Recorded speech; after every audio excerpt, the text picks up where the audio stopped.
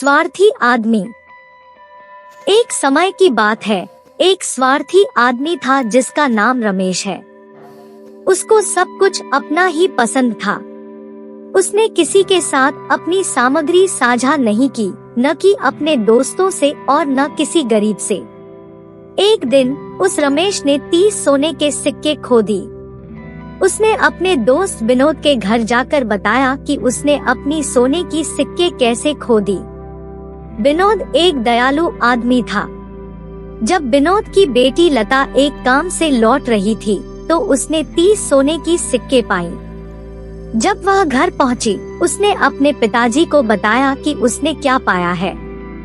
विनोद ने लता से कहा कि ये सोने की सिक्के उसके दोस्त के हैं, और फिर विनोद ने रमेश को वो सिक्के लेने के लिए बुलाया। जब रमेश पहुंचा तो विनोद ने उससे कहा, मेरी बेटी ने 30 सोने की सिक्के पाई हैं। ये सिक्के शायद तुम्हारे हैं, तुम इसे रख लो।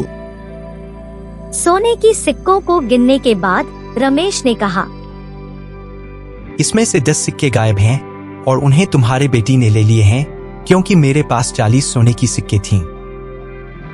उसने और भी कहा कि बाकी सिक्के विनोद से वो लेकर ही रहेगा, लेकिन लता ने इस बात से इनकार किया और कहा कि उसे सिर्फ 30 सोने के सिक्के ही मिले थे।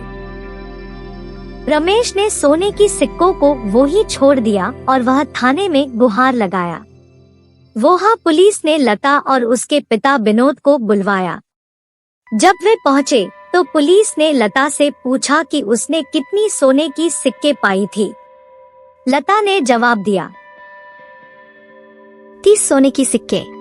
पुलिस ने फिर रमेश से पूछा कि उसने कितनी सोने की सिक्के खोई हैं, और उसने जवाब दिया, 40 सोने की सिक्के। पुलिस ने फिर रमेश को बताया कि वो सोने की सिक्के उसकी नहीं है, क्योंकि लता ने 30 सोने की सिक्के पाई हैं और वह 40 का दावा कर रहा है।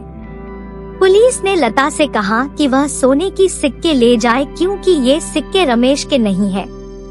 पुलिस ने फिर रमेश को कहा कि अगर कोई यह रिपोर्ट करता है कि उसने 40 सोने की सिक्के पाई है तो वह उससे बुलवा देंगे। तब रमेश ने माना कि उसने लालच में झूठ बोला था और उसने 30 सोने की सिक्के ही खोए थे, लेकिन पुलिस ने उसकी बातों को नहीं सुना। यह कहानी हमें सिखाती है कि हमेशा ईमानदार रहना चाहिए, क्योंकि झूठ और लालच से किसी का भला नहीं होता।